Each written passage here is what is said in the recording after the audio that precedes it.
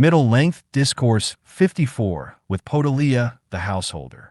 So I have heard, at one time, in old India, the Buddha was staying in the land of the Angatarapans, near the town of theirs named Apana. Then, the Buddha robed up in the morning and, taking his bowl and robe, entered Apana for alms. He wandered for alms in Apana.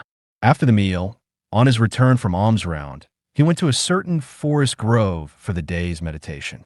Having plunged deep into it, he sat at the root of a certain tree to meditate. Potaliya, the householder, also approached that forest grove while going for a walk.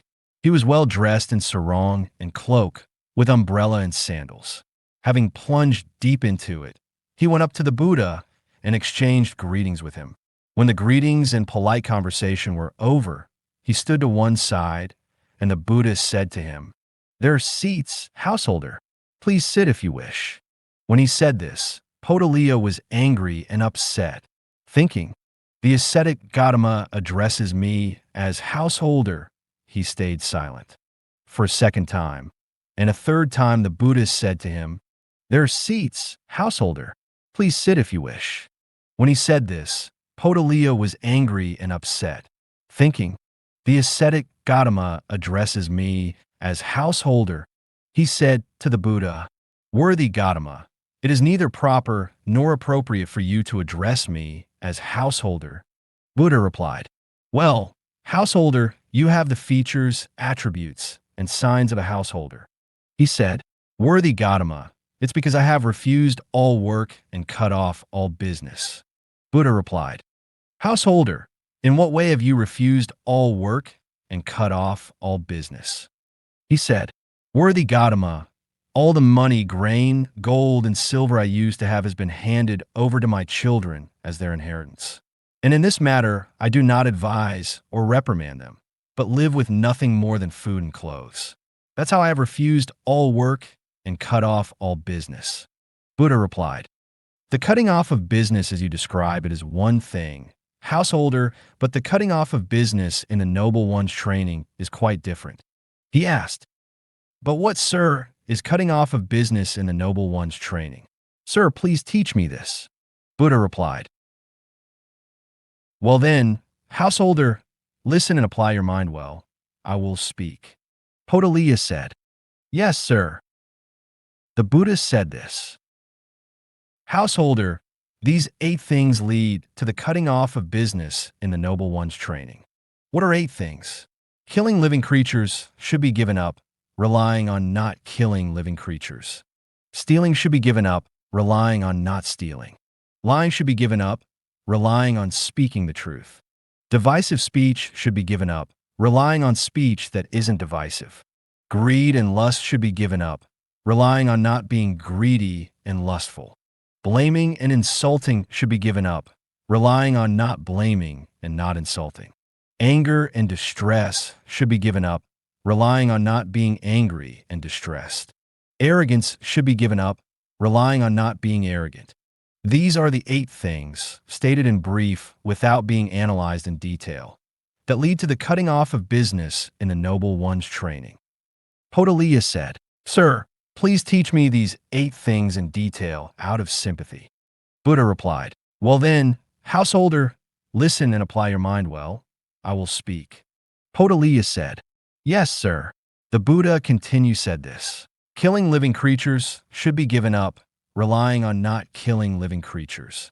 That's what I said, but why did I say it?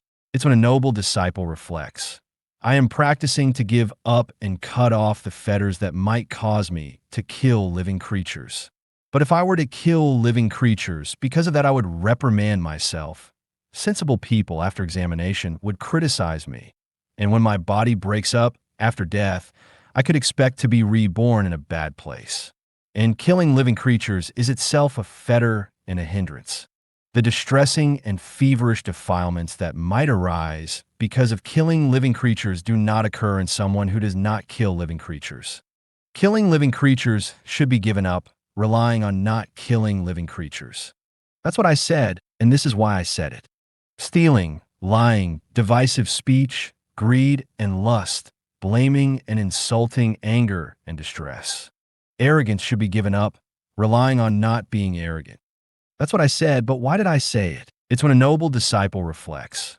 I am practicing to give up and cut off the fetters that might cause me to be arrogant. But if I were to be arrogant, because of that I would reprimand myself.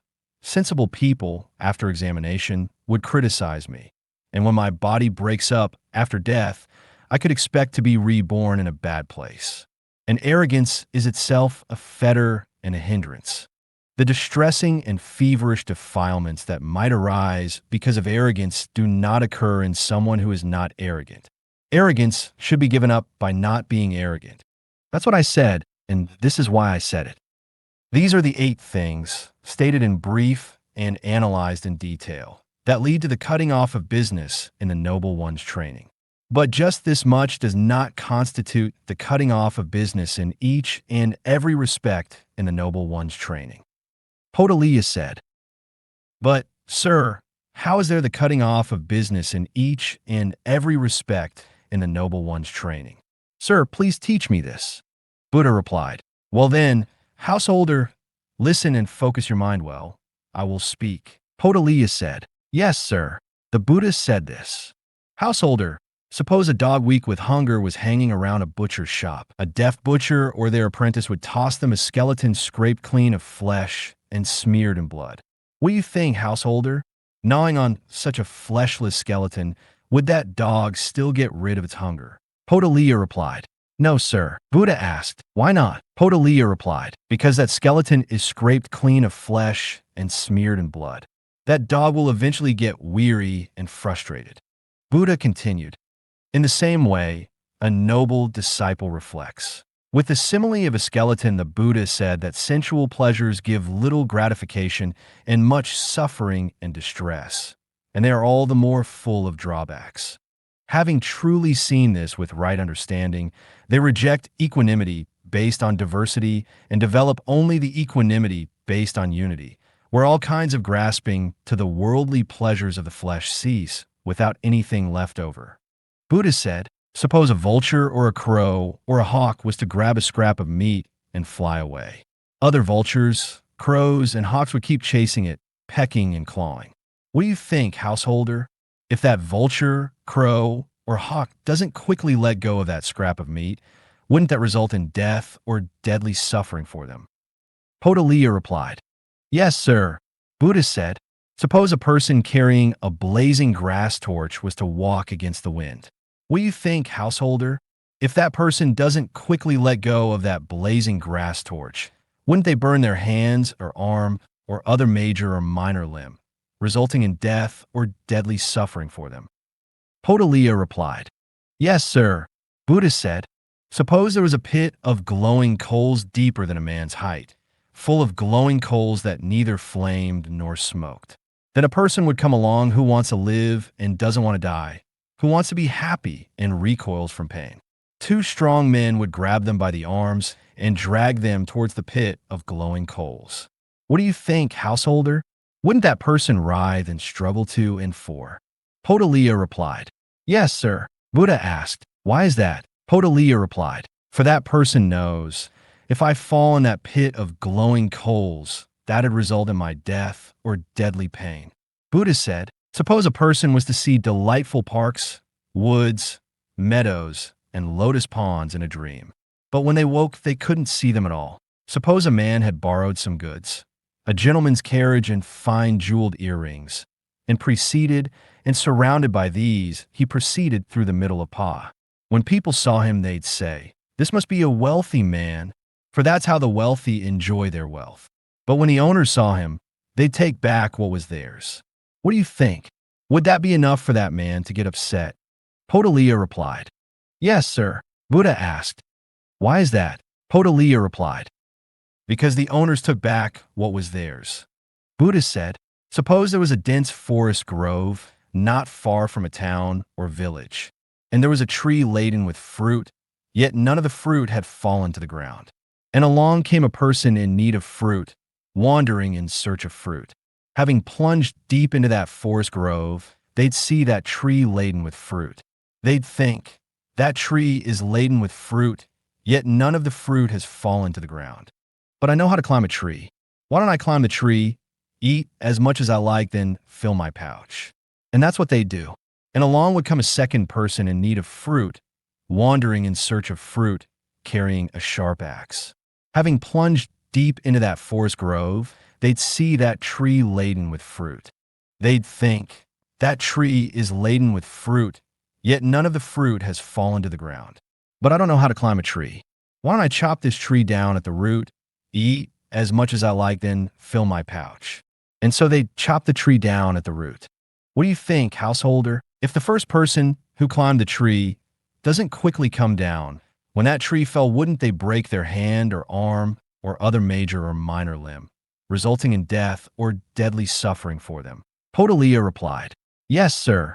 Buddha continued, "In the same way, a noble disciple reflects. With the simile of the fruit tree, the Buddha said that sensual pleasures give little gratification and much suffering and distress, and they are all the more full of drawbacks. Having truly seen this with right understanding, they reject equanimity based on diversity and develop only the equanimity based on unity, where all kinds of grasping to the worldly pleasures of the flesh cease without anything left over. Relying on this supreme purity of mindfulness and equanimity, that noble disciple recollects their many kinds of past lives. That is, 1, 2, 3, 4, 5, 10, 20, 30, 40, 50, 100, 1,000, 100,000 rebirths. Many eons of the world contracting, many eons of the world expanding, many eons of the world contracting and expanding.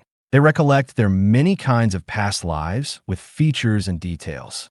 Relying on this supreme purity of mindfulness and equanimity, that noble disciple, with clairvoyance that is purified and superhuman, sees sentient beings passing away and being reborn, inferior and superior, beautiful and ugly, in a good place or a bad place.